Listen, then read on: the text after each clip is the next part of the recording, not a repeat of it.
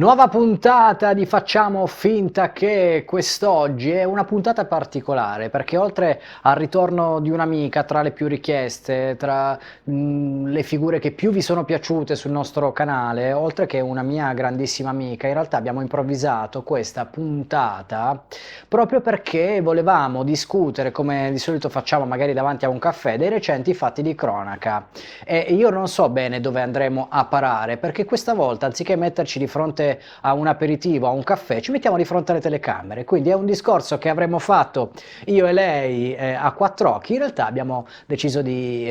un po' unire anche voi, di raggruppare quelli che sono tutti i nuovi amici di questo canale che prende le forme di una community, di una famiglia. Mi piace un sacco perché ci sono i veterani, ci sono i nuovi che vanno poi a rivedere le puntate precedenti, che ci cercano su tutti i social. Quindi mi piace questo fare gruppo insieme. E allora non perdo troppo tempo e do il benvenuto e il bentornato ad Enrica Perucchietti, come stai? Ciao, ciao Gianluca, buonasera a tutti, benissimo, tu come stai?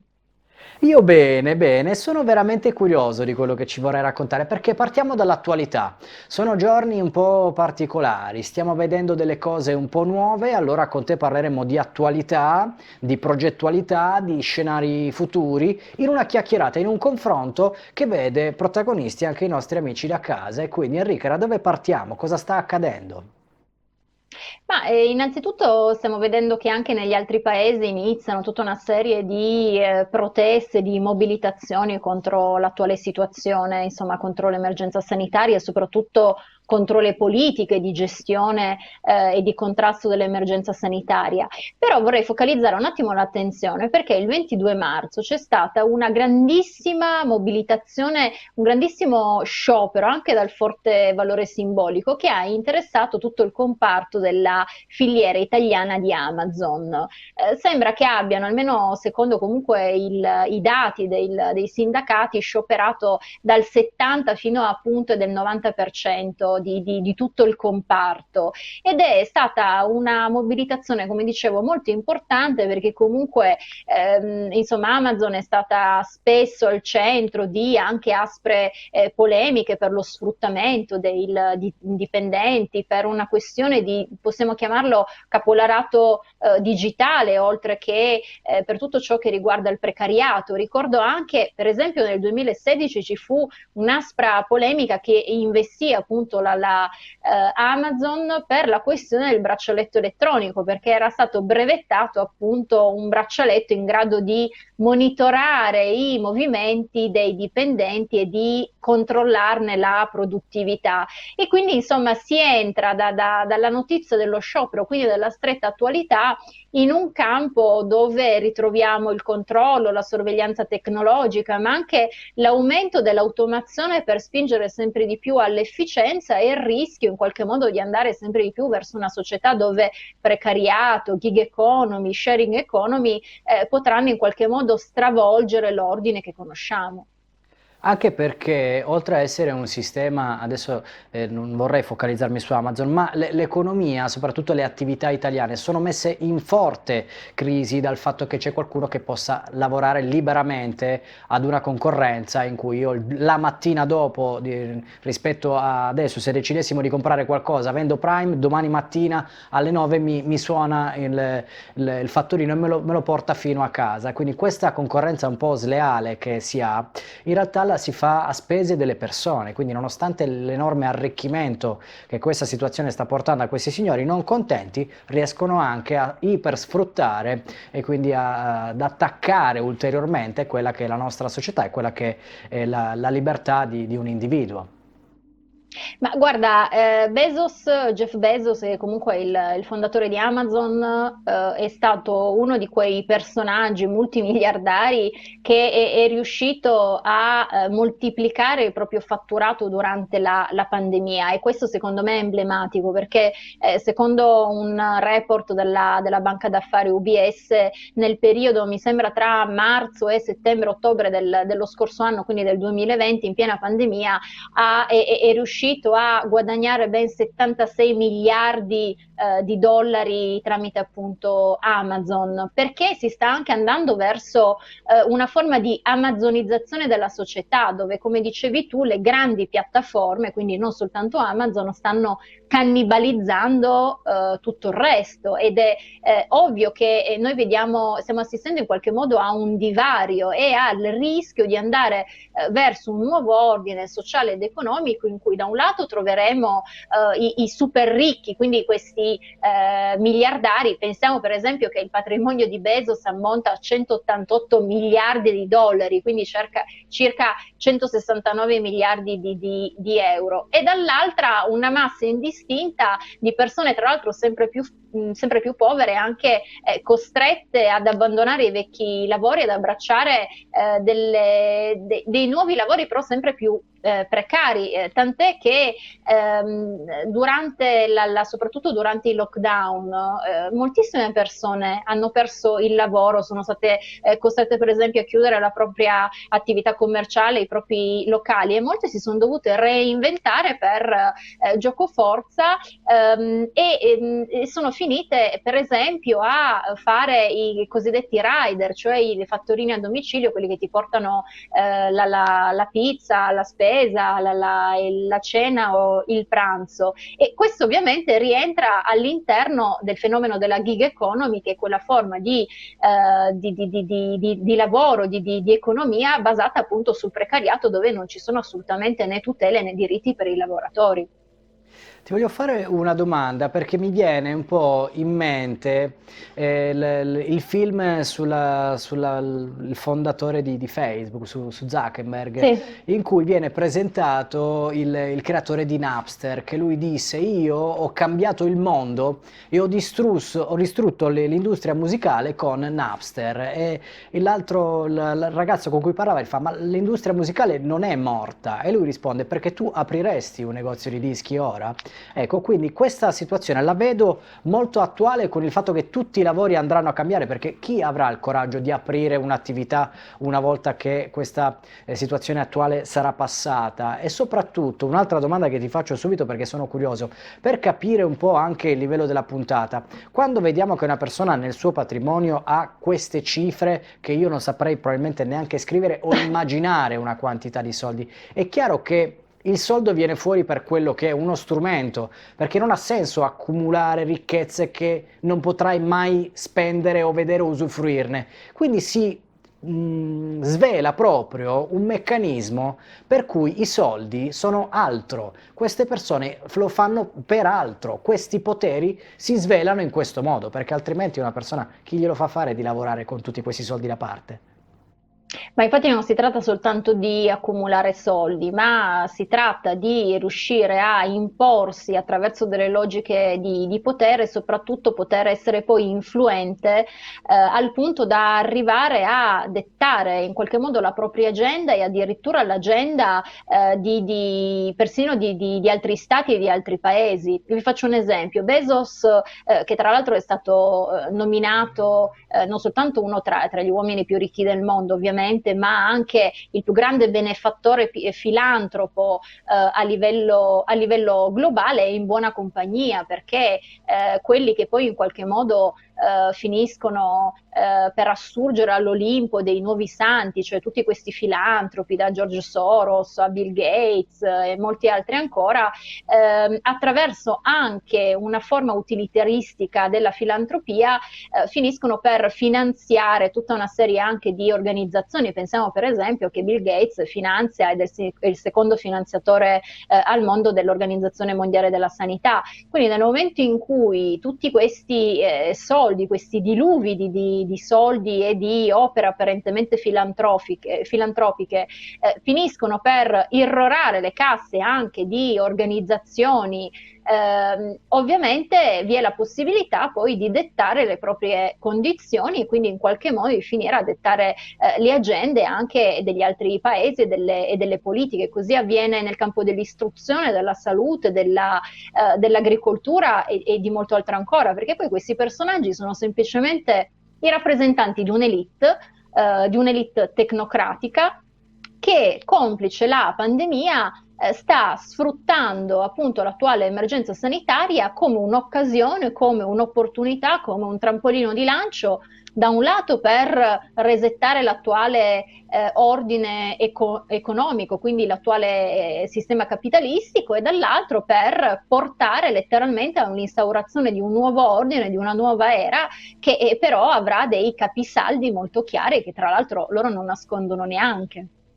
Ecco, quindi il termine resettare fa subito venire in mente le agende, il grande reset, questo cambiamento che viene definito epocale tra il 2020 e il 2030, e nonostante la situazione sanitaria, effettivamente vedo che c'è molta preoccupazione quasi più ad attaccare il denaro contante che a risolvere la situazione sanitaria, e quindi proprio spudoratamente il mondo si sta dividendo in due, perché qualcosa da che doveva essere mondiale è andato per i loro piani probabilmente storto. E questo magari lo chiedo a te perché c'è qualcuno che magari si è opposto a questo piano, a queste agende. Mi viene da pensare chi magari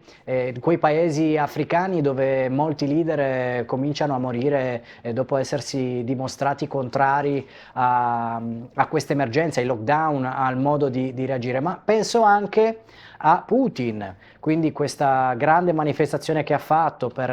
in onore della Crimea, che sono dei messaggi a livello mondiale che stanno mandando, e quindi si è subito rivelato un controfronte, quindi da che dovevano essere tutti uniti a che qualcuno ha cominciato a uscire fuori dai canoni e a fare il proprio gioco. Quindi che situazione stiamo vivendo, e proviamo a ipotizzare un pochettino, perché quelli erano i loro piani. Fossero stati da soli li avrebbero fatti per filo e per segno, ma qualcosa è andato storto, la pensi così anche tu?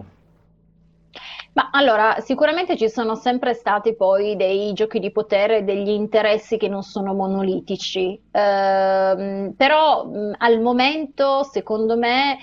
vi è diciamo, un intento globale, comune e comunitario nello spingere l'acceleratore verso uno stravolgimento, uno sconvolgimento della società, e chi in qualche modo ancora dissente o si mette in mezzo, ma anche lo stesso Trump in qualche modo è rimasto vittima di tutta una serie di macchinazioni e schiacciato da questo potere tecnocratico che è ovviamente sovranazionale. Chi si mette in mezzo rischia comunque di soccombere. L'unico grande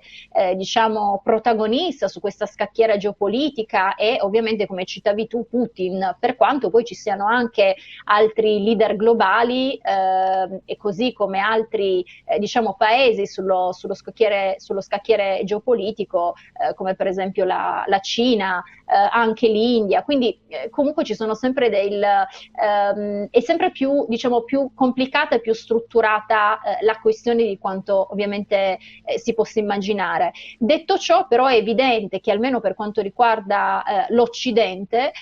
vi sia la volontà, che viene poi tra l'altro messa nero su bianco, viene decantata, viene ufficializzata attraverso poi il forum di Davos, attraverso per esempio il Time, che ha dedicato alla teoria proprio del grande reset un numero speciale che è stato pubblicato, che è uscito nelle edicole internazionali nell'ottobre del 2020. L'idea, appunto, come dicevi tu,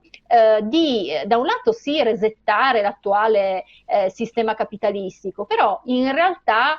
di sfruttare proprio come un'opportunità, come un'occasione la pandemia per portare a uno stravolgimento della società. E qua rientriamo nel cosiddetto capitalismo dei disastri, che si ispira alle teorie economiche di Milton Friedman e che sfrutta tutta una serie di, per esempio, cataclismi naturali, come possono essere terremoti, tsunami, ma anche epidemie, oppure degli eventi che possono prostrare un paese, come per esempio dei golpe, quindi dei colpi di Stato. Sfruttano questi momenti di crisi per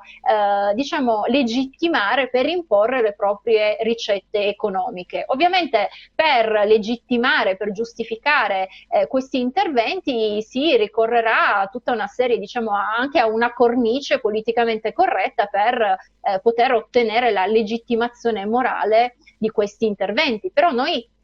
secondo me stiamo vivendo in questo momento, stiamo assistendo proprio a un nuovo tentativo di stravolgere l'attuale società, di distruggere il vecchio ordine. Ovviamente il tentativo di istituire un nuovo ordine globale viene portato avanti attraverso una cornice buonista, addirittura utopistica e green, perché si parla di economia green, quando poi in realtà se andiamo ad analizzare nel dettaglio che cosa prevede la teoria del grande reset, scopriremo che i punti cardine di questa agenda sono altri, e in particolare una spinta della globalizzazione, il puntare sull'automazione, sull'intelligenza artificiale, sulla sharing economy, in qualche modo anche sulla gig economy, quindi su un'economia basata sul precariato, ma anche su tutto ciò che riguarda il postumano, il transumanesimo, dal riconoscimento facciale, dall'identità biometrica e digitale per tutti, l'editing genomico, la biologia di sintesi, la clonazione, gli xenotrapianti, i chip neurali e dermali e molto altro ancora.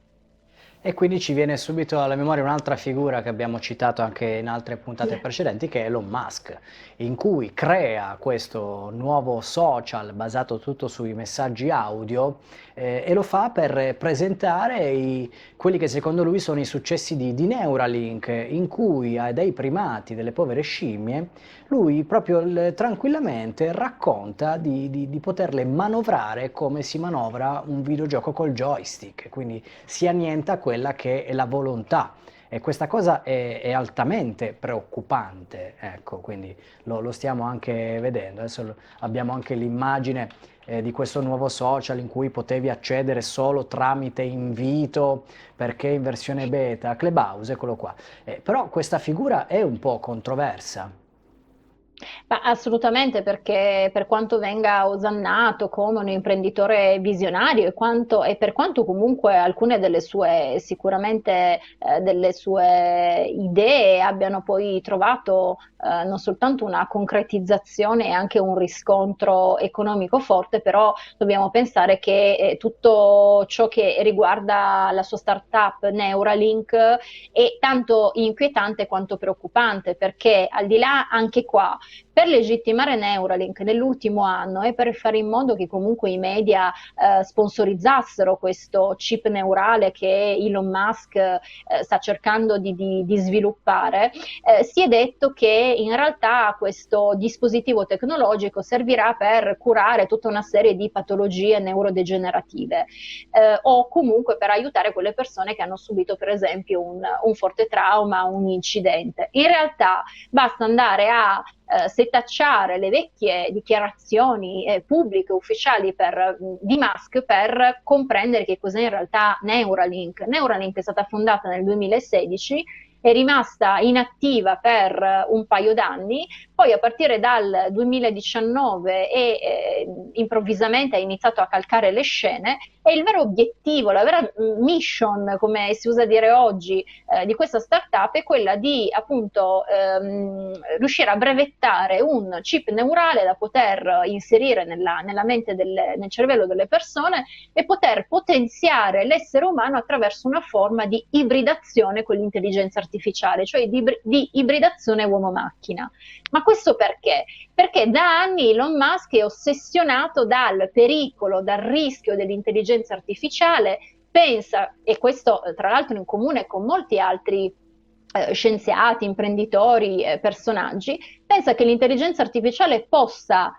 costituire una minaccia per l'umanità, perché potrebbe non soltanto raggiungere, equiparare l'intelligenza umana, ma anche superarla, e quindi nel momento in cui supererà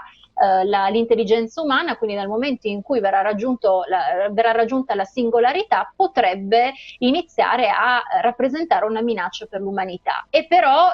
diciamo che l'antidoto che propone Musk è paradossalmente più rischioso forse della minaccia stessa, perché Musk dice: se l'intelligenza artificiale è un problema, è una minaccia per il genere umano, allora ibridiamoci con le macchine, perché in qualche modo riusciremo ad arginare questo questo pericolo. Il problema è che poi non c'è soltanto la Neuralink di Musk, ma ci sono diversi altri progetti che semplicemente non hanno ricevuto la stessa investitura che ha avuto Musk da parte dei media mainstream. C'è la Kernel di Brian Johnson, per esempio, che è una startup che persegue lo stesso identico obiettivo. C'è il progetto Avatar in Russia del magnate dei media russi Dmitry Iskov, che addirittura va ancora oltre l'obiettivo di Musk, perché vuole entro il 2045 riuscire a mappare tutti i ricordi, in qualche modo tutto il funzionamento della mente umana, e addirittura arrivare a trasferire l'intero contenuto della mente umana all'interno di avatar, all'interno di ologrammi, per fare in modo che l'essere umano non abbia neanche più bisogno di un corpo fisico nel futuro.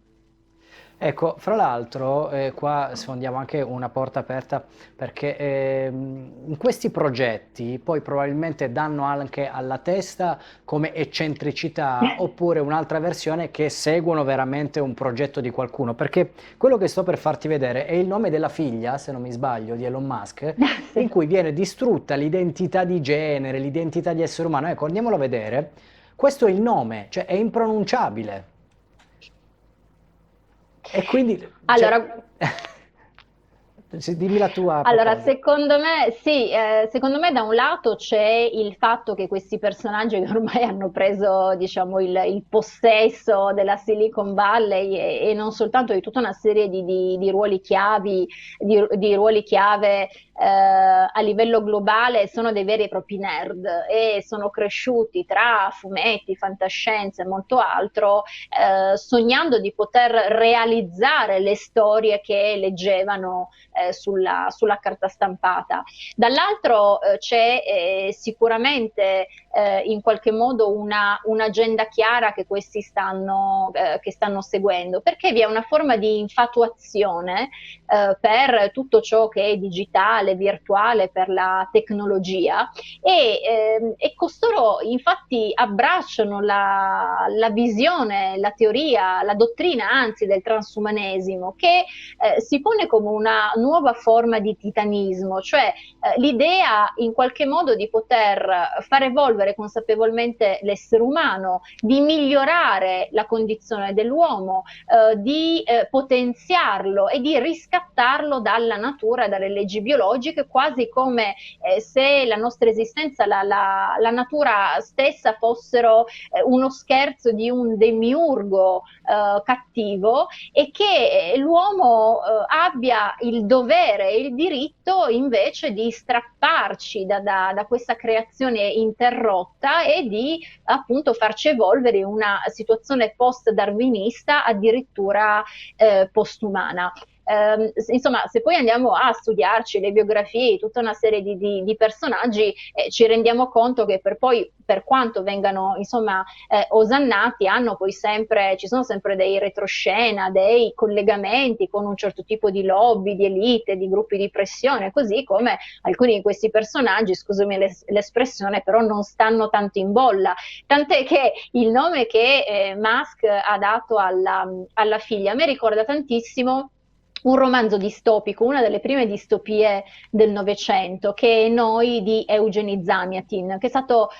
poi pubblicato è stato scritto tra il 19 e il 21, e in questa distopia, che precorre e anticipa moltissimo sia Il mondo nuovo di Aldous Huxley, sia 1984 di Orwell, tant'è che entrambi gli autori saranno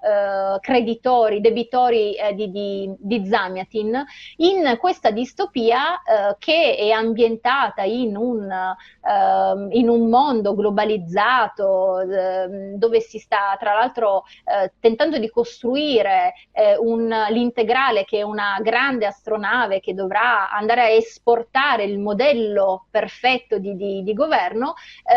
Tutti gli esseri umani, tutti i cittadini non hanno più un nome, non hanno più un nome e un cognome, ma sono stati talmente tanto livellati, spersonalizzati e svuotati stati da avere un codice, un alfanumero di riferimento. E secondo me questo, come dicevi tu, è emblematico perché il postumanesimo, che supera ancora la visione comunque antropocentrica del transumanesimo,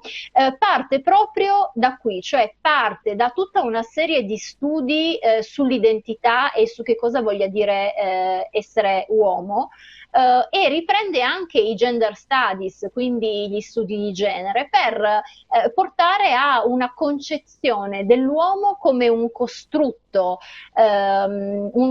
culturale, come un'entità liquida, dinamica, che può essere quindi totalmente plasmata e manipolata, e soltanto all'interno di questa concezione possiamo comprendere perché questi personaggi vogliano ibridare l'uomo con le macchine o finiscano per dare questi nomi assurdi ai propri figli.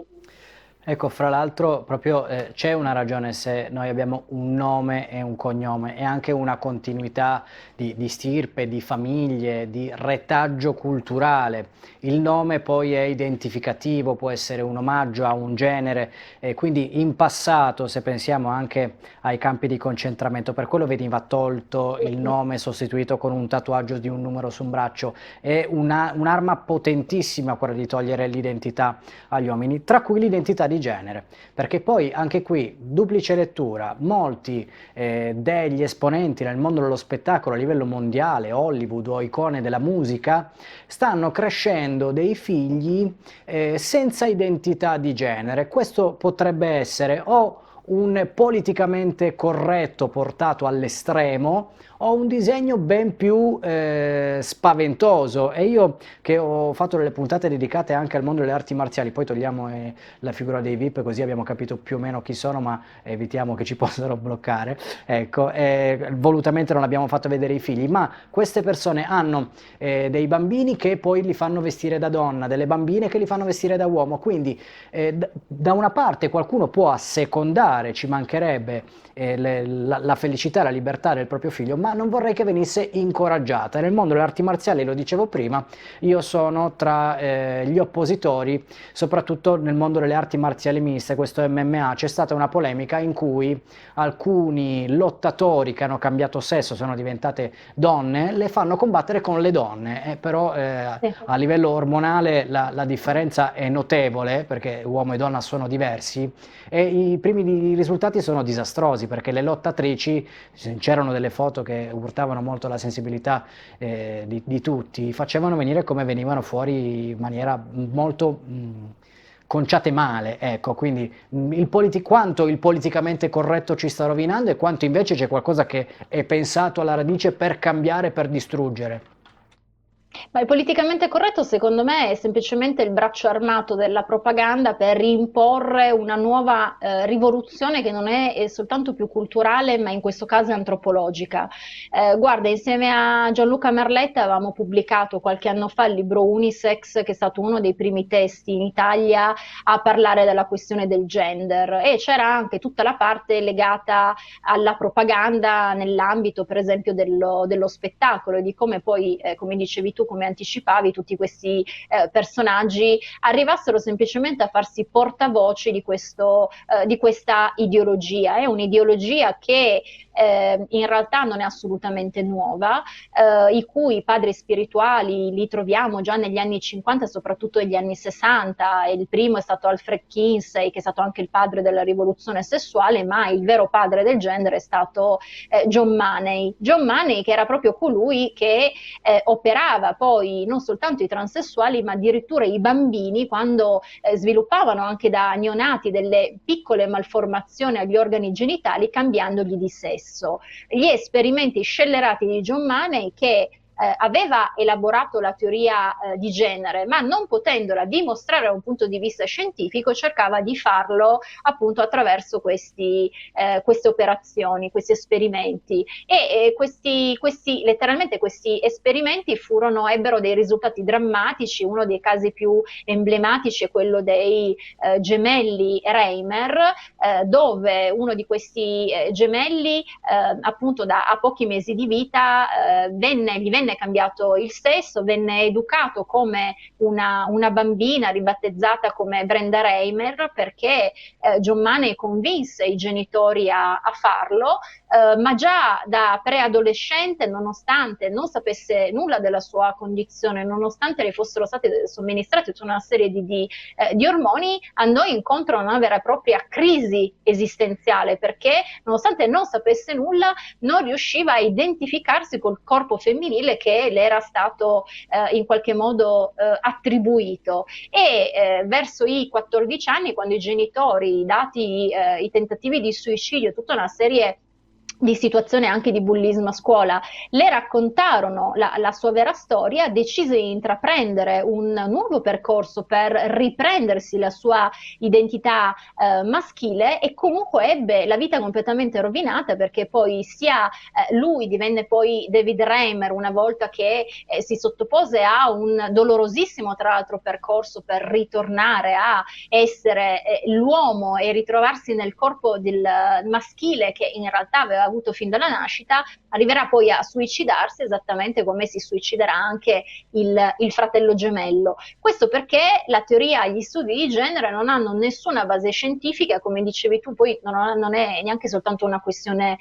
ormonale, è anche una questione per esempio genetica. Ma detto ciò, il tentativo di voler distruggere l'identità sessuale, per quanto venga sponsorizzata dal pensiero unico, dal politicamente corretto come l'ultimo vessillo di libertà, è a mio dire soltanto l'ennesimo tentativo di spersonalizzare gli individui, creare una nuova generazione di persone totalmente amorfe, nel senso di senza forma, perché il potere ha capito che nel momento in cui si vanno ad abbattere tutte le identità forti, si possono creare delle persone che sono quasi dei cloni interscambiabili, saranno delle persone che da adulte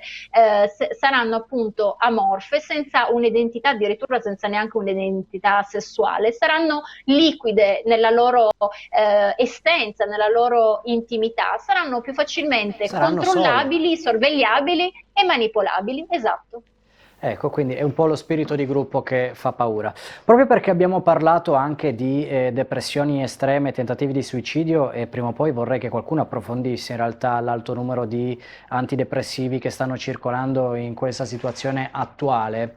Spesso poi molti mi hanno scritto dicendo: ma non vorrei che crescesse il pessimismo nel raccontare alcune situazioni come fate voi della controinformazione. Quindi io chiedo a te, laddove fosse possibile, di poter concludere questa puntata lanciando anche un messaggio che non tutto è perduto, non tutto è deciso e si gioca proprio nel presente questa partita. Insomma, lanciare un messaggio di speranza affinché si possa tornare umani o restare umani.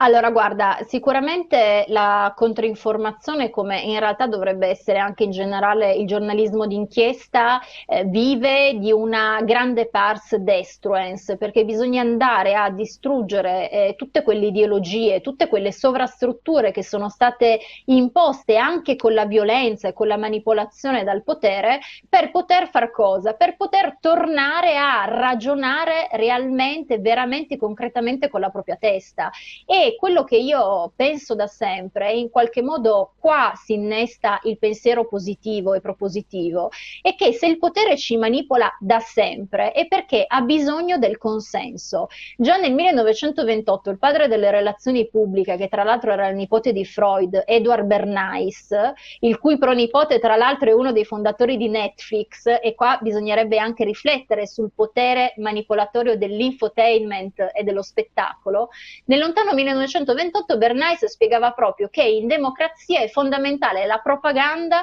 per plasmare la mente e l'opinione pubblica ed eterodirigere il consenso. Quindi il consenso è assolutamente fondamentale e noi non ci rendiamo conto, ma dobbiamo tornare a renderci conto che se ci scrollassimo di dosso la passività e l'apatia con cui ci beviamo tutto quello, per esempio, che ci dicono i media o che ci dice la politica, avremmo un potere grandissimo, eccezionale, però dobbiamo tornare a informarci e soprattutto dobbiamo tornare a esercitare il pensiero critico e la coscienza critica. Dobbiamo decidere se vogliamo essere